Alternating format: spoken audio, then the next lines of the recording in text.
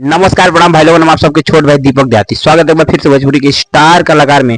ताई आज हम बात करता नहीं भाई लोगन भोजपुरी की मशहूर गायिका फीमेल गायिका जेकर नाम बाटे शिल्पी राज।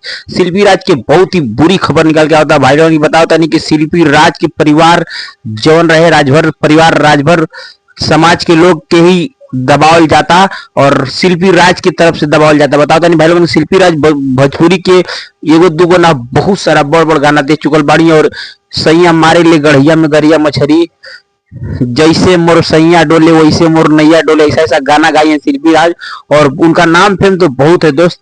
हम बताता नहीं भाई लोगन की शिल्पी राज राजभर बानी और राजभर समाज की जमीन पर कब्जा करता नहीं वो भी जबरदस्ती से। कहां से बताता नहीं भाई लोगन गरीब छोटा मोटा लोग के दुआरी पर प्रशासन ले खड़ा कर देत बानी, कहत बानी कि हम 50 लाख रुपया देहिम चाहे 50 करोड़ रुपया खर्चा करब लेकिन हम अपन जमीन ना छोड़ब।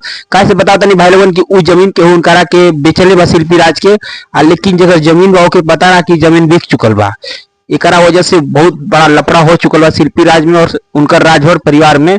हम बताता नहीं भाई लोगन की उनकर चाची चाहे बड़की माई जे भी लागी उनकरा से झगड़ा मोड़ ले बानी शिल्पी राज और शिल्पी राज कहता नहीं कि 50 करोड़ रुपया लागी फिर भी हम जमीनिया ना छोड़ब और जमीनिया ना छोड़ब आई जमीनिया पे हम कब्जा करब।